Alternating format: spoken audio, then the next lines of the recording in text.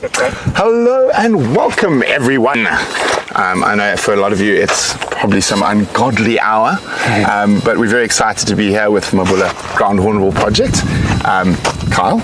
Yeah. Are you ready? Good to be here again. I think it's another world first, another live streaming of ground-hornbill chicks. Well, as far as I know. I don't think anyone else has done it yet. Absolutely. So we've got Janine, Willow, Carol, Wendy, Canadian, Marcy, Deneen. Fantastic. Barbara, Wendy, and a whole bunch more. So this is going to be very, very exciting. So we're just going to run through quickly what we're going to do. So what are we about to do?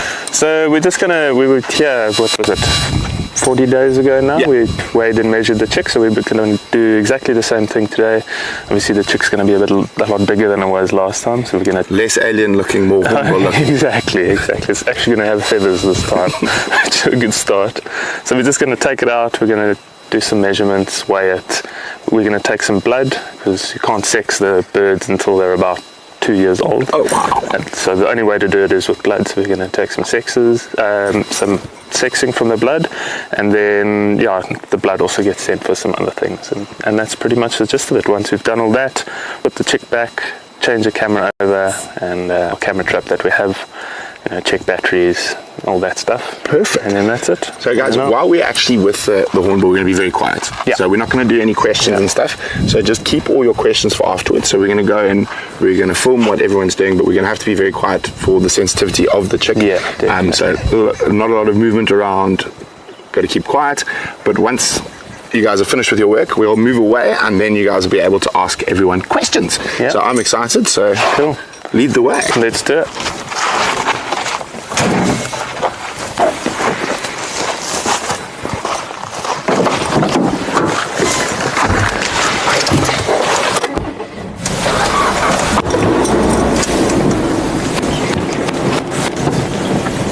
Playing with my seat while I was gone.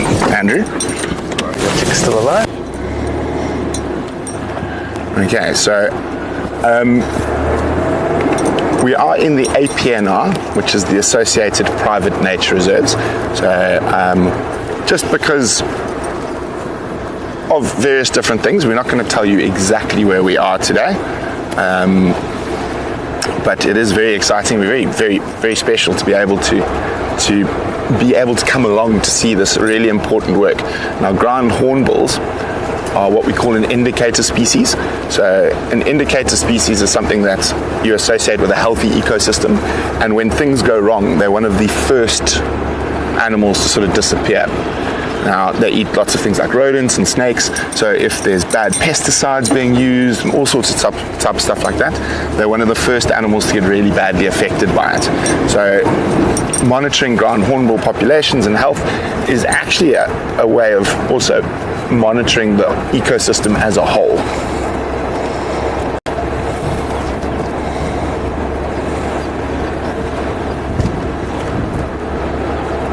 Now, this is going to be a little bit challenging because we can't off-road right up to the nest while we get set up to get to the spot to be able to live stream. Andrew is on dish duty, so Andrew's going to be getting his morning exercise, holding a dish to send signal from the car to the camera while we're going to be... hi Ian, welcome. But this is very, very exciting, guys. Definitely one of my favorite bird species.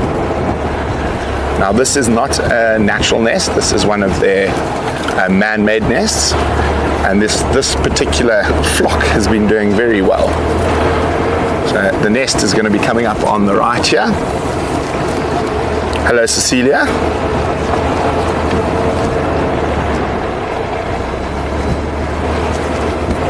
Okay, so we're nearly there. The nest is in the big knobthorn coming up.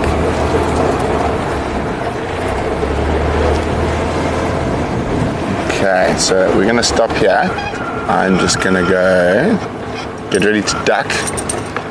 I'm just going to go past here quickly and then park our bottom with the best direction towards where we're going to be working.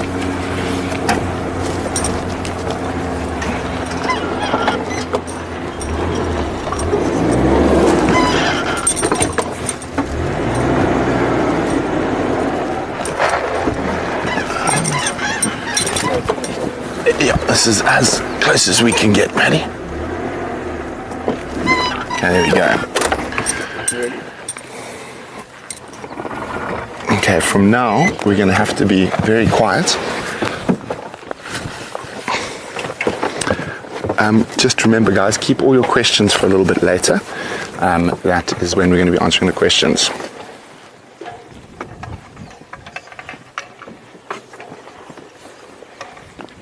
Andrew, you hear that from them? Yeah. We will explain all that type of stuff, all your questions afterwards.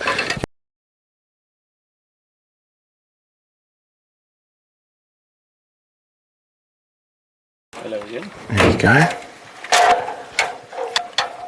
No Canadian, and they actually nest in trees or in hollows in trees, but again, we're going to talk about that all in a little bit. Okay. You guys ready? Do this. Let everyone else go up in front. Thanks.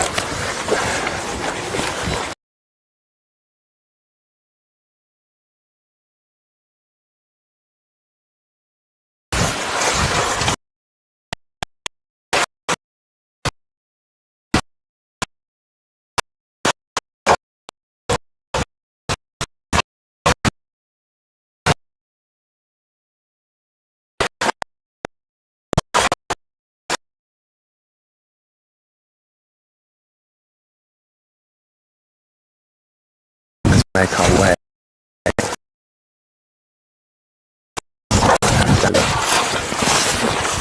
Let's go this way, we'll check and then we'll come down.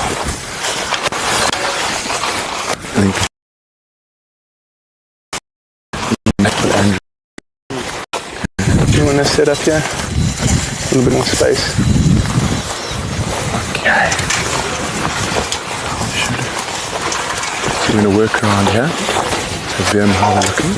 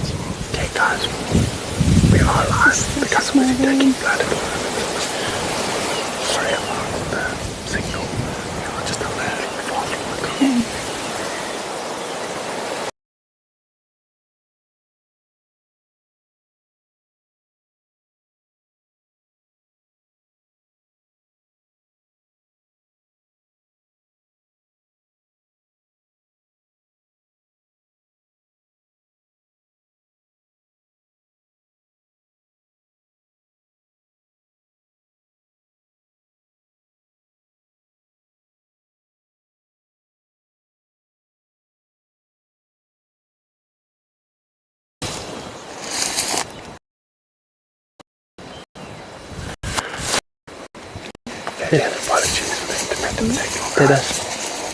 It's just that it might do it on this side because of the way my body is. Balule.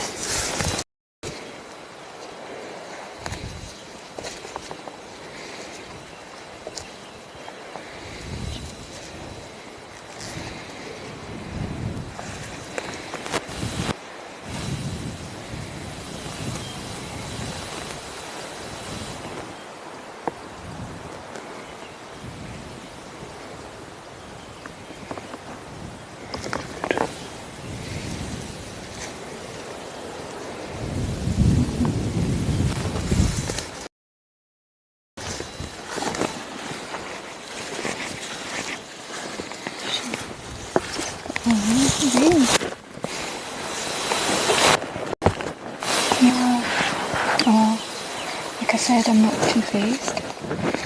Do you want to try again? There's nothing there. That's alright. I gotta go.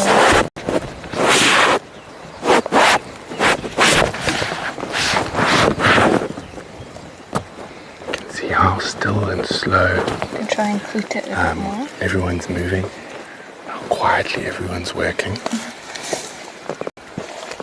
To do the most minimal effects on the chick.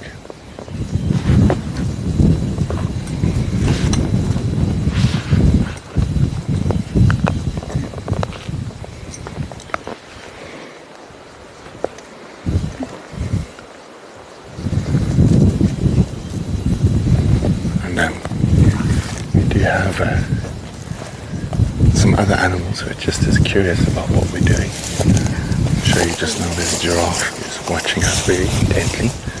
Yeah, maybe on that. It's too dehydrated. You want to call it or try again?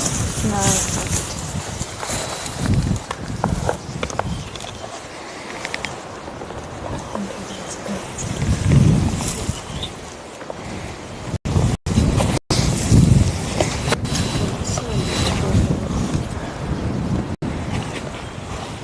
Did you want a picture of it?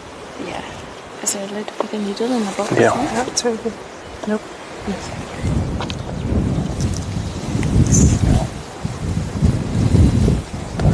Now remember to keep all your questions for just now. So once we're finished here, we're going to go chat to Carl. There you go, you can see how that's really quickly over the giraffe. It's very curious to what's going on.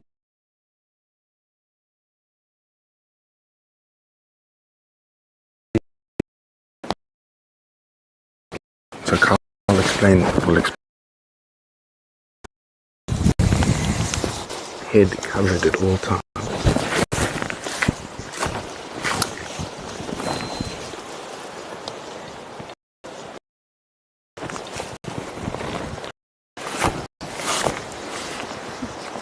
It's the same with a lot of animals, and even with people.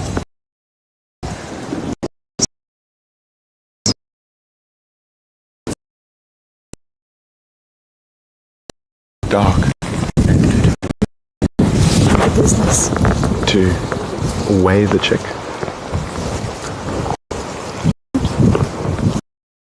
Suggestion.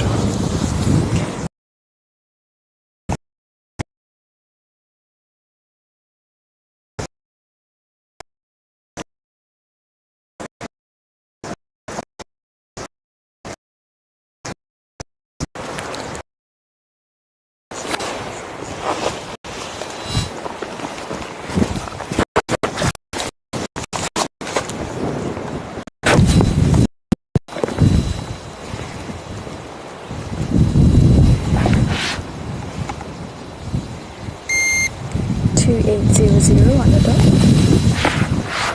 There we go. Now it'll be fascinating to find out from quite what the weight difference is from the last time we were here. Last time we were here was about, I can't remember, probably a month and a half ago. 2.8 kg. Matthew, you can see in the camera that it is 2.8 kg.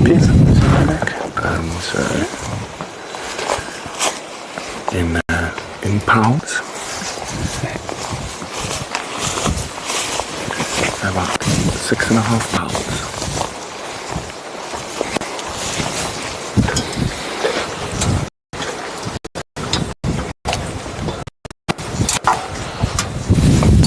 Of course, adults are the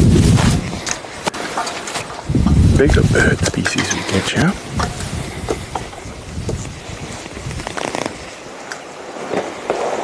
And you can guess how heavy an adult is.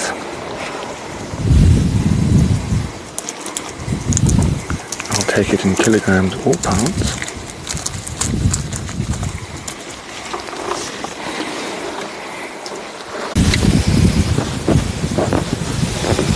Make the jealous, we'll just say that Carl's ladder's got 3 extensions instead of the 2 that Liam's ladder's got.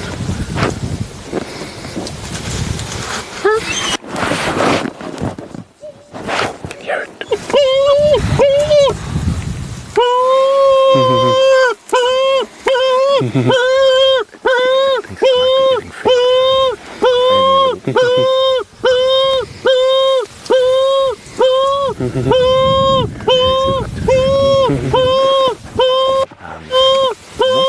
That would make it heavier than Corey Buster, the heaviest flying bird.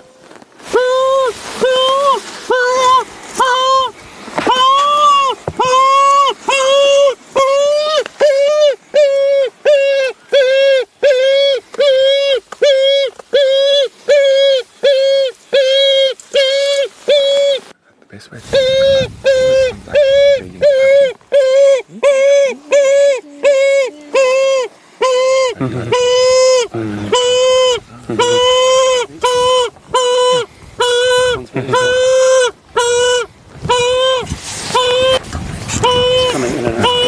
feed me, feed me, feed me.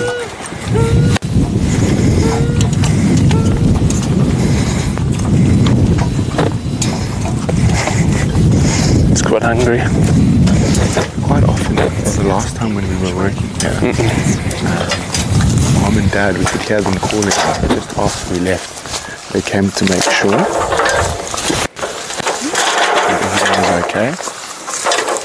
I hope everyone's been getting their questions prepared. And we're just going to move away from the nest now.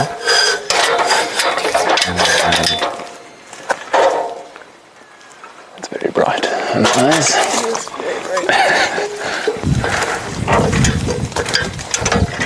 Okay, so what Carl's doing now is there's a camera trap opposite the entrance to the nest. So he's just going to go change the card and the batteries in the camera trap.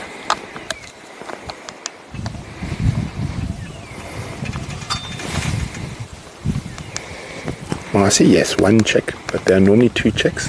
The second weaker chick will actually be taken away to a rehab center, but we can ask Carl all about that Harry, in a few minutes. do you want changes?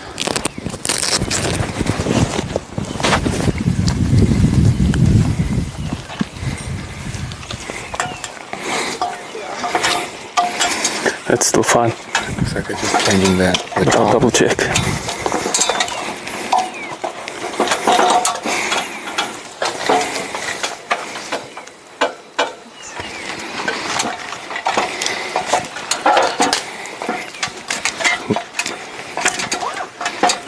Carol says that ladder doesn't look very secure. I don't know, it looks quite secure to me. What do you think? I think it looks fine.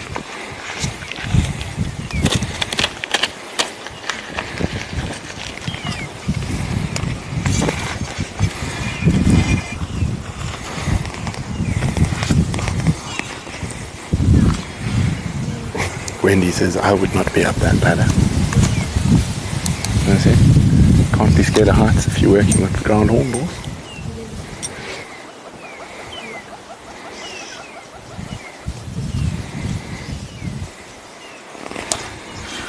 %.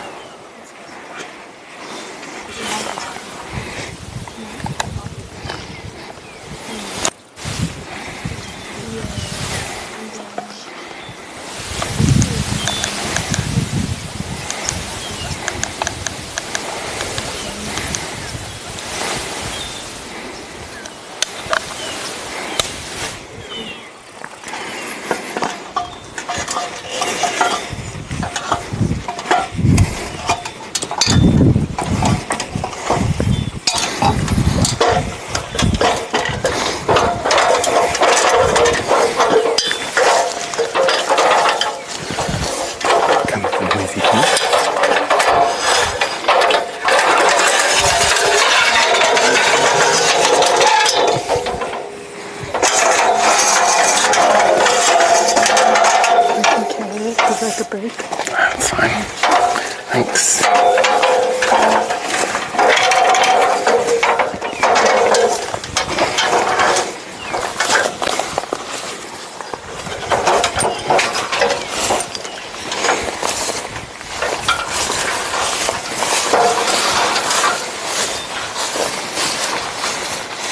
Okay, so now It's a success. I'm going to move away from the nest now.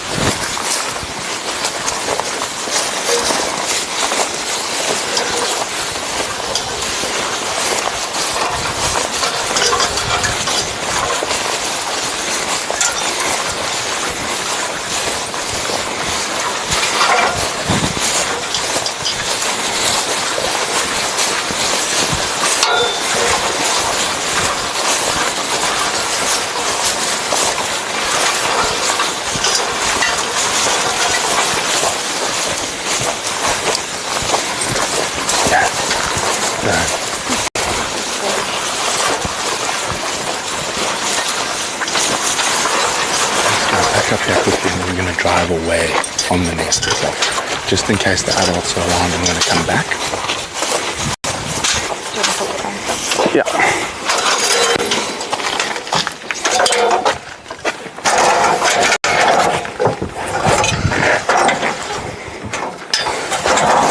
Remember doing this.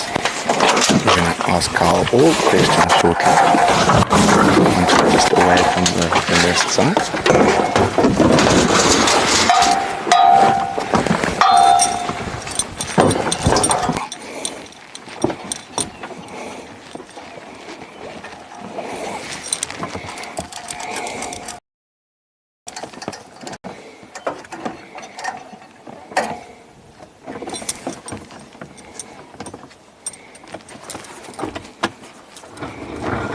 Oh, hello. There was an ant mimicking spider on the car who's disappeared. Where do you want to go? Just up? Yeah, we'll just drive a little bit away. Perfect. Just a little bit further than this. And then Yeah. Awesome. Lots of questions for you.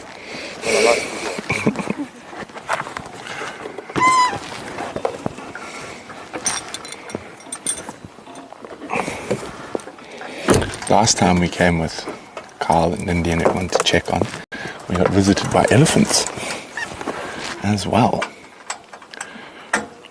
We had a giraffe visitor today. Maybe we will have elephant visitors.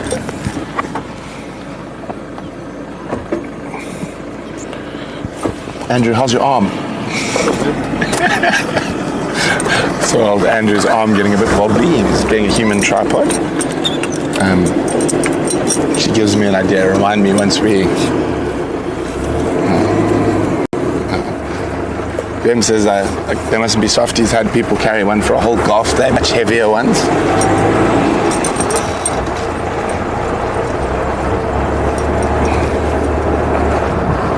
Okay.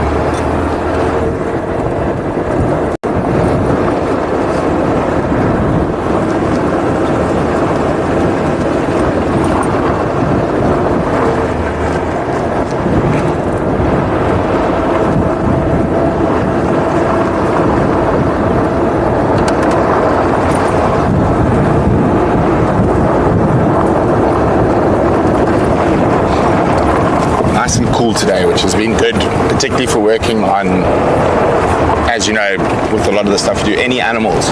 The cooler it is, the better it is.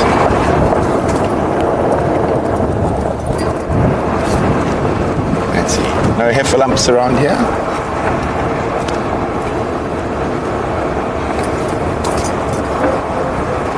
There's a little water hole, if I remember correctly, just up ahead.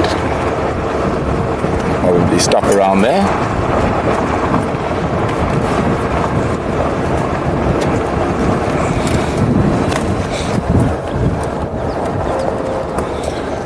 Canadian says, great job, cam ops. It was not the easiest one to film because we had to stay a little bit further away just to make sure we got the signal sorted. There we go. This is where we stopped last time for a quick catch up afterwards. Waterhole is dry. A little bit of water to the side.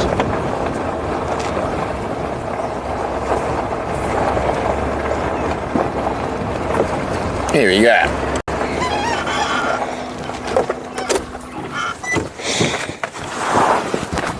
Okay, so I know everyone's been saving their questions. And if you want to stay on the tripod, up to you. Oh, you gotta come right here. Yeah, we can stand right here, so it's easier for you. We can stand that side for you.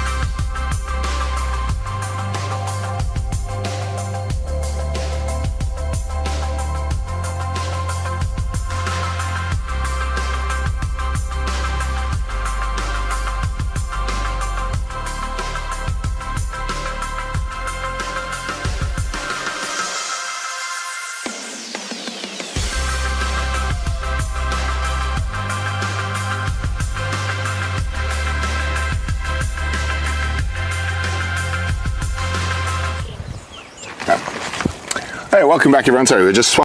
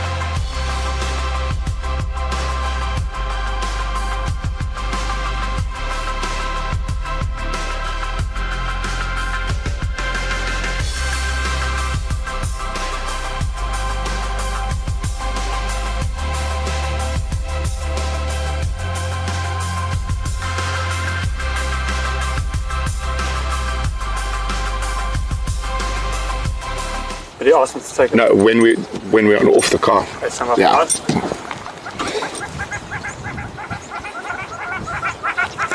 Okay, we're back. Sorry about that. So Round two. round two. So is it? Everyone's quite impressed with your ladder climbing skills. That's good. I've done it a few thousand times now, so.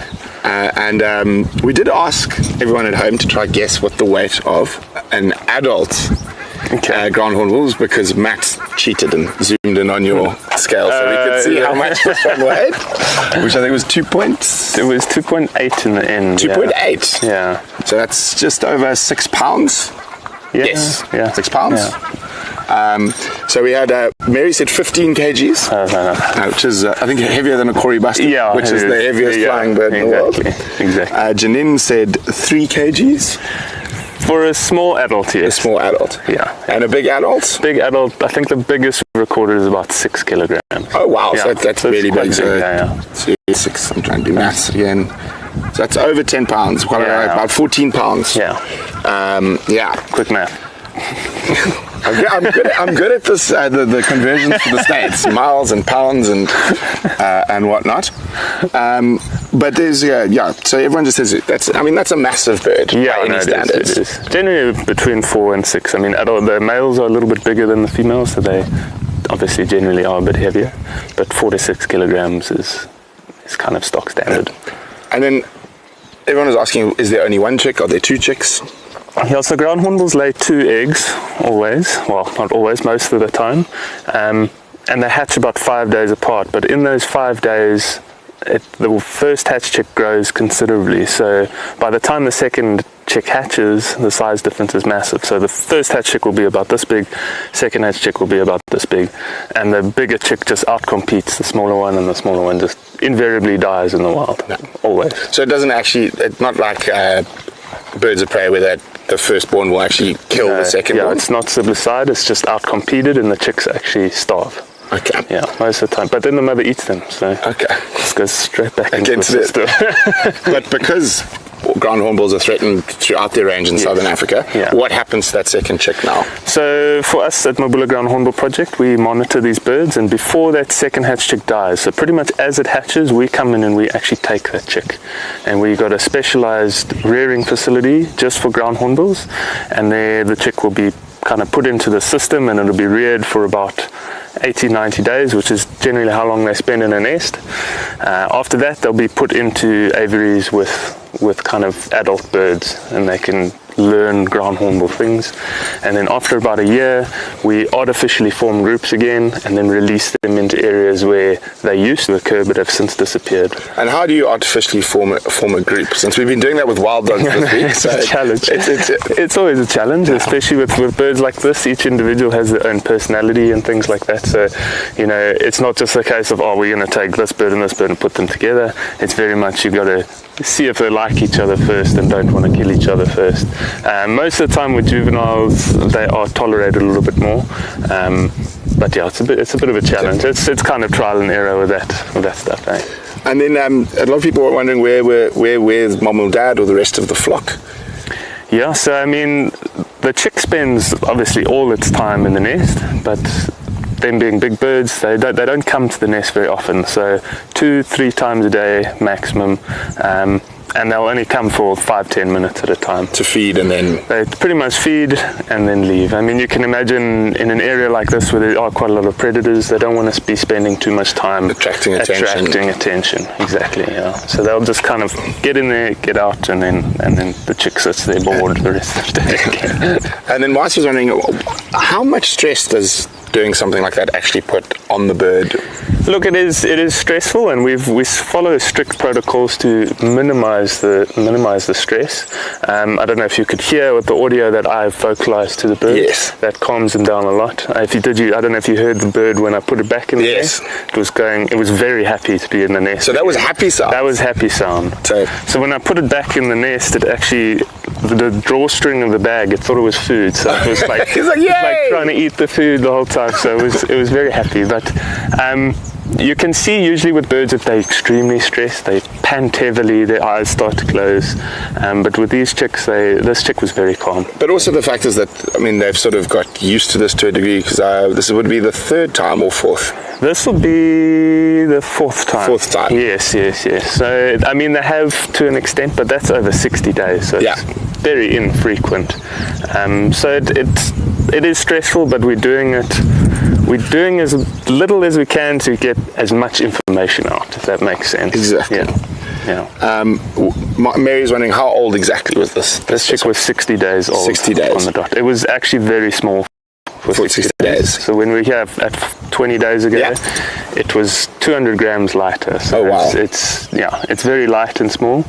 But if you consider the period of temperature we've had over the past week, it's been very hot. So it means the chick is sitting in there panting, using a lot of its energy to keep cool, but also the parents are also doing the same thing, and then they're not feeding the chick, they're feeding themselves or just sitting in the shade. So the chick's struggling directly, but also indirectly by not getting as much food. Thankfully we've got a bit of cooler weather on the way for a little bit.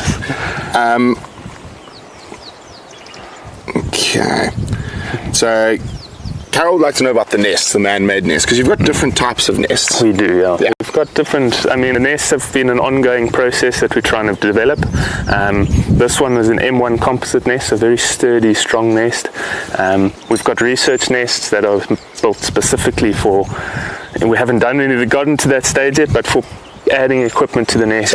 So you can monitor temperature, for example. Well, we've got, this nest has a temperature logger in it, but then we want to put like scales inside and cameras. So these are all things that we're planning for the future. But the nest development's constant, because we want to create a nest that's quite cool inside. You can imagine it's a box, you don't want it getting hot because then it's just becoming an oven. So we want to create something that's cool inside, but the birds are also themselves very destructive. So they've got massive beaks and they peck on things. Yeah, somehow. They peck on everything, and they peck at their nests constantly. So if you put something up there that's really nicely insulated, it might not be strong enough. So it's finding that balance and kind of getting it to work that we constantly developing and making new designs. And then Carol would like to know how many made nests are currently out in the APNR? In the APNR, I think we've got about 30 now. Okay. Yeah. 30. And not all of those are used all the time? Or? I'd say about 70% of them are used. In the APNR, there's actually only, I think, 3 natural nests in that whole, and they're massive. 200,000 hectares, and that's just land use change, human encroachment, things like that. So we're just giving them the nests to... And natural nests, they're quite fussy with the natural nests, and there's not that many of those trees left. Yeah, I don't know if I would use the word, I would say they're not fussy. Oh, really? It's just there's not a lot of them. Because it needs to be, it's a big bird, it needs to be a hollow in a tree, and it's a big hollow that it needs to be. So, there's just not a lot of those trees left, unfortunately, and artificial nests, they take to them very, very quickly. So it's an ideal tool, perfect tool. Canadian wants to know a bit more about the chicks that go off to the specialized thing. Yeah. How are they fed? Do they see people, or they're puppets, or?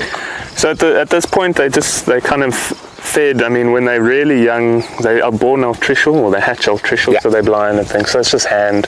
It's minimized to a maximum. So there's only one or two people that the chick will actually see, and then once it's in the aviary, everything's done to minimize kind of human impact. Yeah, exactly. So even at the end of the day, we want the birds to actually not like humans. Yes, as much as you what a cool bird, you want it to be like, no, a bit scared, fly away. Exactly. Don't run up, otherwise you might end up in a pot. Exactly.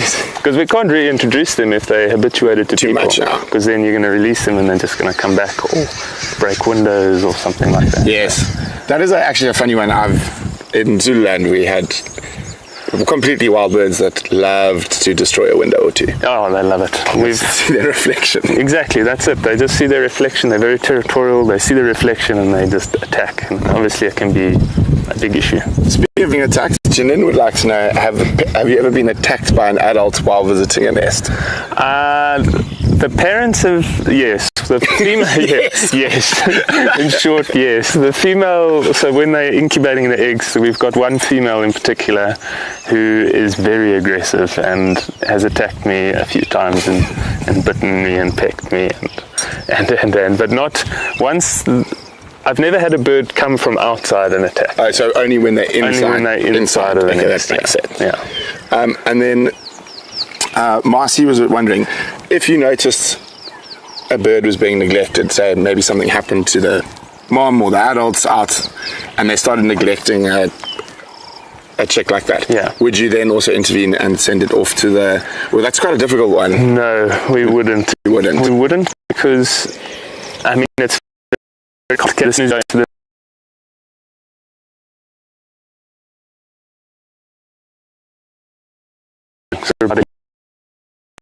loops. So that's this neglect, for example. They'll be neglected and then they get forced. Just so it's natural dispersal. So yeah. the males tend to stay with the family groups. And the males will stay. Records of birds staying with parents. They've lived Extremely. 60 years. So they've almost as human beings. 50 to 60 years. I mean, they're often considered as more than just because they have these extremely long lifespans. They're very, complex, just slow breeding. They're very much like people. They live in their little families. They don't breed. Or I don't say that humans anymore. Humans just breed constantly. So. But yeah, they are very interesting. So there was a little bit of breakup when we were talking about would you rescue a neglected chicks, and we just run over that one again quickly. Cool, yeah. So no, essentially is the kind of short answer. The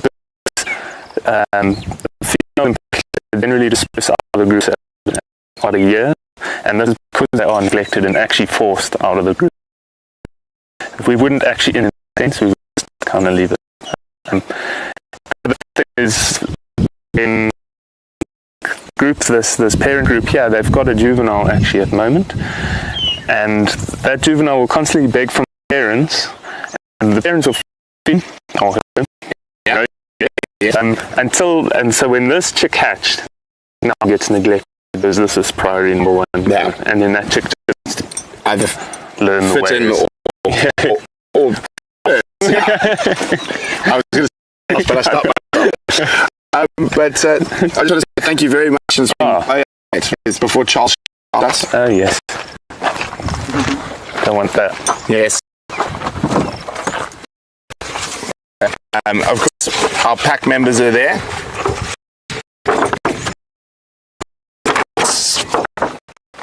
Smile with Charles's check, as I like to call it.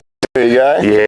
So, of course, and we're going to definitely help you out again this year, and I know VM will be very excited about trying to find a ground horn proof camera. Yes, I think that'll be quite the thing. Thank you. Thank the pack. Every way. So we are having a little bit of makeup, guys, and Carl has got you've got a few more nests to check on today. So thank you very much for letting us come along and with us. And watch the thorns. You got me again.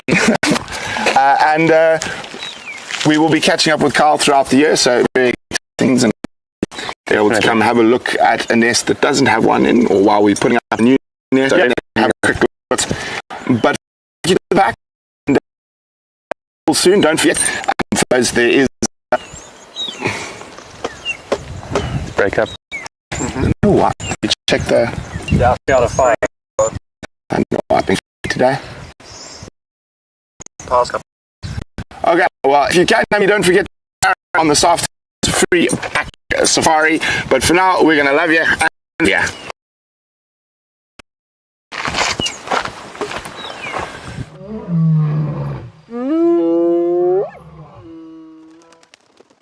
Oh.